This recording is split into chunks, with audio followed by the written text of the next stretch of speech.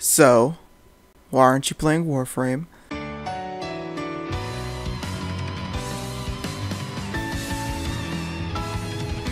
God, do I ever love playing Warframe, man. I've been knowing about the game for like 5 years now, but as of recently, over the last 2 years, I've been really getting into it because in my humble opinion, this is probably the best MMO out right now. And trust me, I can say that. World of Warcraft is too confusing to get into, and it has a paid subscription. Destiny 2 feels too pay to win and is constantly showing you ads for the DLC. And then Lost Ark takes too much grind. Like, you know I have a life outside of games. But still, none of these games are bad, I just find it hard for them to hold my attention sometimes. But Warframe, man, it just feels like it hits all the marks for me. It has the fun gameplay, cool mechanics, and great community. And I know it still has its problems. God knows there's still many problems. Now let's talk about Warframe is a third-person MMO looter shooter where you basically play as a space ninja committing mass genocide against people. And that's just putting it lightly. But unlike other MMOs who mainly have open worlds the size of Red Dead 2, Warframe takes a more level-based system instead, with each one having one of 14 mission types. So, I'm going to try to rapid fire through these as fast as possible. Assassinations are essentially boss fights in the game. Find them, kill them, simple. Capture, find target, down him, suck him into your hand. Defense, defend the thing for 5 rounds. Excavation, power and defend the drills. Extermination, kill everything. Hijack, protect the vehicle as it moves. Interception, stay in the area to steal their RAM. Invasion, war. Mobile defense, it's just like defense, but you move around. Rescue, prison escape.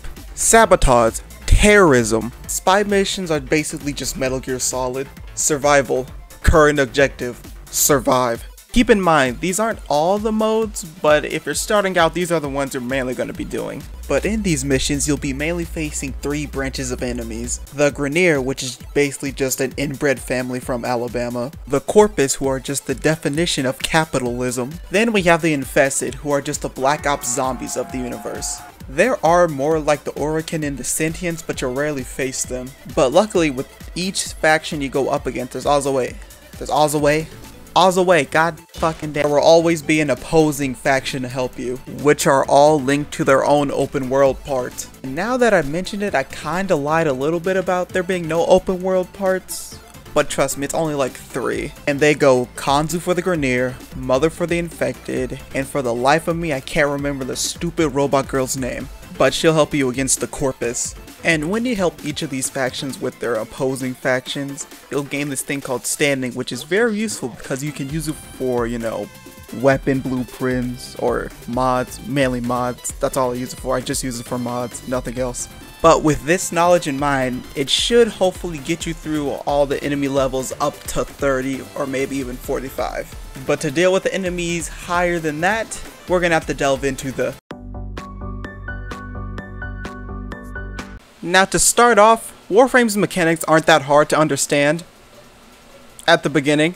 Later on you will be doing quantum physics to figure out the best way to kill this stupid snake without taking a lifetime. But to start out, the first thing you'll need to know is what your loadout looks like. And your loadout goes Warframe, Primary, Secondary, and Melee. Now Warframes are probably the easiest to start out with. They're basically just a little Iron Man suits. Each Warframe has 4 abilities and a passive. And these Warframes' looks and designs are based off a lot of things you may recognize, like Wukong being based off the Monkey King from Journey to the West, Titania being based off of fairies, and Varuna looking like she's made for a certain group of people. And then we have Grendel being based on Nikocado Avocado. And there are still more designs based off of other things, but to be frank with you, most of them are just based off of gods. Like, I'm pretty sure half of them are just based off of gods, and it's not even funny.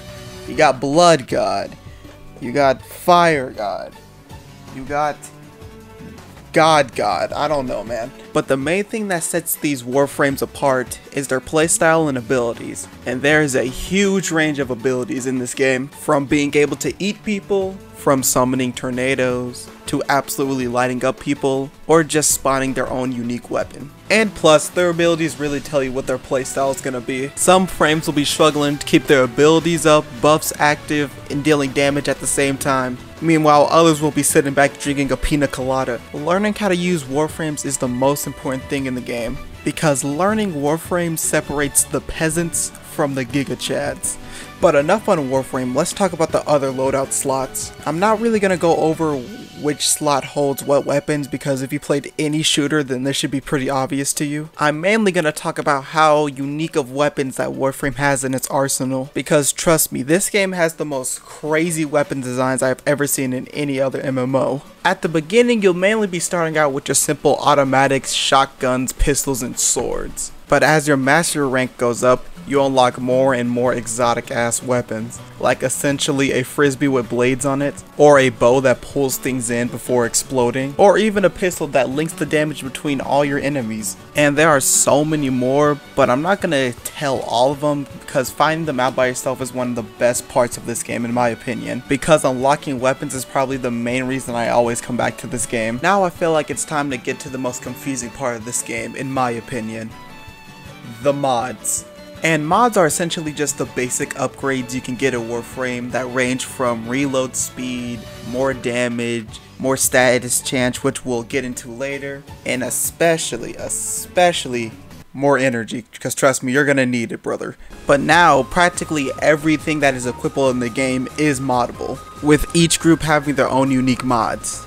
Well, unique to a degree, because some of them are just reskins. And there's also different types of mods you can get as well, like aura mods that give you a small buff but increase your mod capacity. You have augments that can only go on certain Warframes and change their abilities or playstyles, stance mods that unlock new moves for your melee, and you have Exilus mods that give you very niche buffs, and plus you have to pay to even unlock the mod slot. Then you have ribbons, which are completely random mods that go on random weapons and usually sell for about 100 to 2,000 plat, bro. Like, that is some absurd pricing, I tell you what. And with so many mods at your disposal, the builds you can make range from decent to absolutely busted. And the most important mods, in my opinion, are probably the elemental mods. Now, elements are statuses that you can inflict on enemies or be inflicted with, which range from decreasing armor or shields to lighting someone on fire, freezing them. There's a whole lot. Now, learning elements isn't only important for builds, it's important to know who you're going up against, because some factions have resistances and weaknesses to certain elements. But overall, it's gonna take some getting used to learn all the mechanics in Warframe, but the more you learn, the more powerful you start to feel, especially when you get to late game, or in-game as it's called. I don't remember what it's called, to be honest with you. Now that we're done talking about the mechanics, let's talk about something that really makes this game shine. I feel like Warframe has one of the most safe communities out there right now, but you know, it probably helps because the whole game means, you know, PvE and not PvP, so there's really no reason to get mad at each other unless one person isn't carrying their weight. And quick side note, sorry if I sound very low right now. I just moved into a new place and I'm not trying to be too loud because I don't need complaints right now. But anyway, the lack of toxic people just really makes it so easy to vibe with most people in this game. Because me personally, I joined the Discord because, you know, to find competent people and not mouth breathers who don't even know what mods are. And at the beginning, I have met some pretty nice people who are willing to help me with some missions and stuff like that. Because trust, if you're new, you're definitely going to need help in a game like this. And another thing that makes Warframe community so cool is how involved the devs are with the actual players, which I know, shocker, especially with AAA studios just throwing whatever they want out there and saying, hey, do you like it? And you'd be like, no, and they're like, too bad. And I know Warframe's not the only community where the devs get involved with the players, but you know, it's one of the OG ones that started doing it. And another thing that I really like about Warframe is the dev streams, which is basically just when all the developers get on a couch or something like that and just actually talk about or either play their game.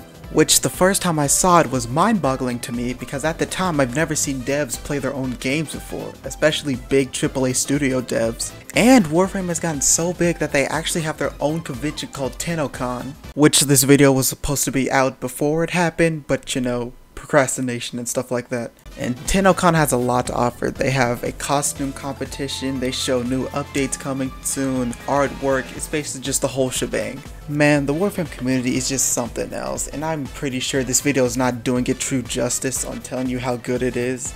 But hey, the game's free, so if you want to get in any time, you really can.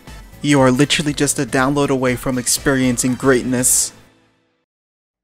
Oh, thank God it's finally over. This video should have not taken this long to finish. That is completely on me. I am such a bad procrastinator and I've never made a video like this before. Hey, look on the bright side, DBD video coming up, and maybe next week.